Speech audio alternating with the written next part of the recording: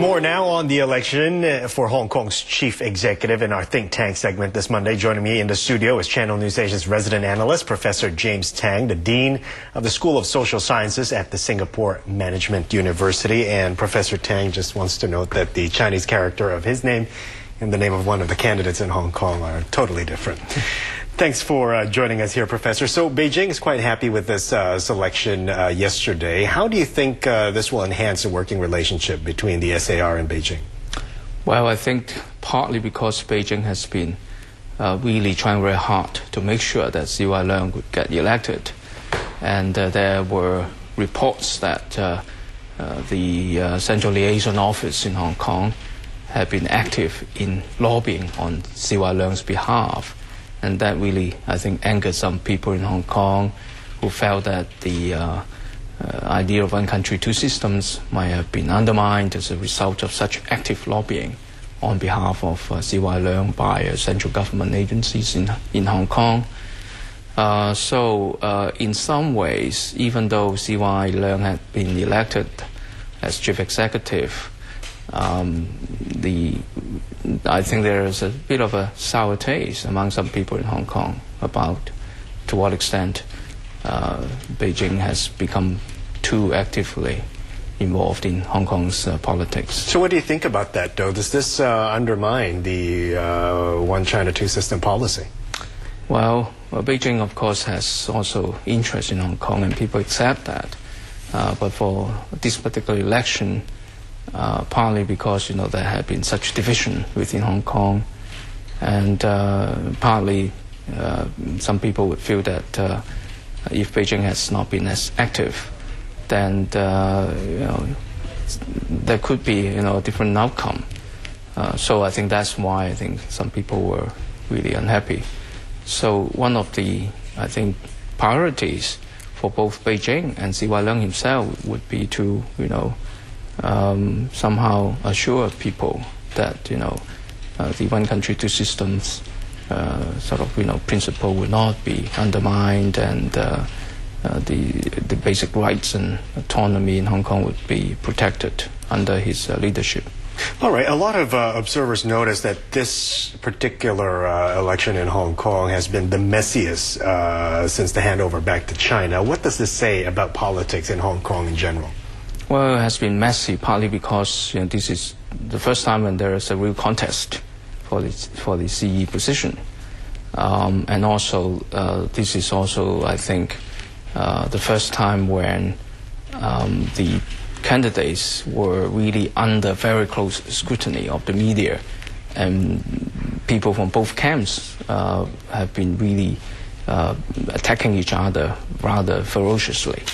So as a result of all that, I think that we had all these stories about scandals, all sorts of problems and accusations that really turned the whole thing into a battle which was rather nasty and ugly at times.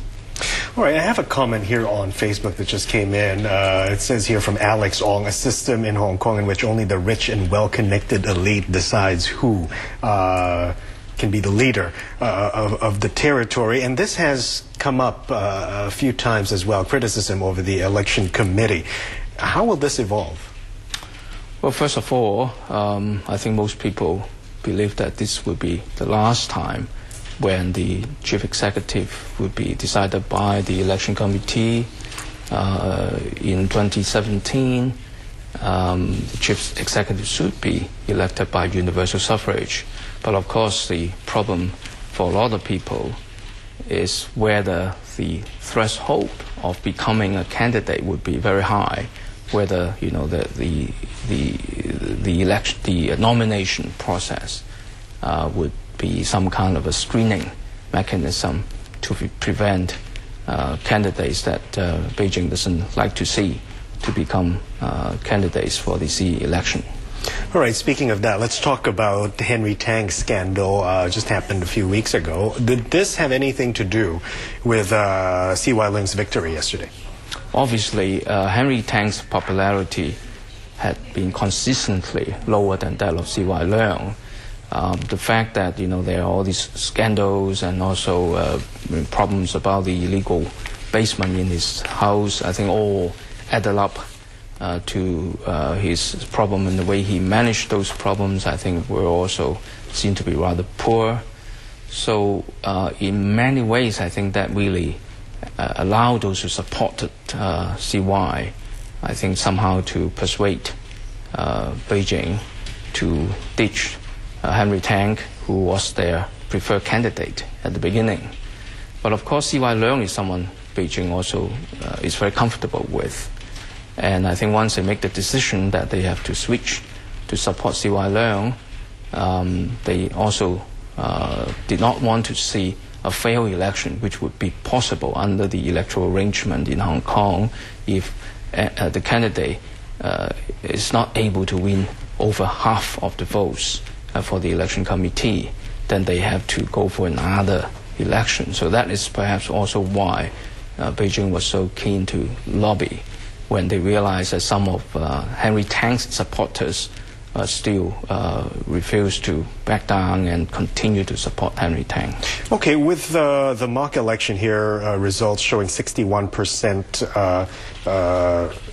17.8% rather, getting for CY Leung's support from the mock election. How do you think he will reach out to these people who clearly are not on his side?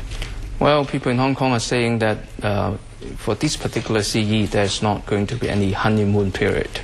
He practically, even before he assumes office, he has to start really trying to reach out and trying to, restore public confidence in him, because there were doubts that, he might be less than determined in defending freedom and human rights in Hong Kong.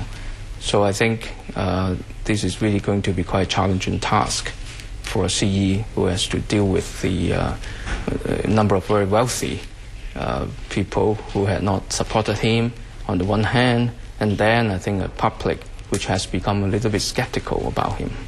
Tough job for CY Leung. Thank you very much for joining me here, James. Professor James Tang there joining me here on our Think Tank segment today.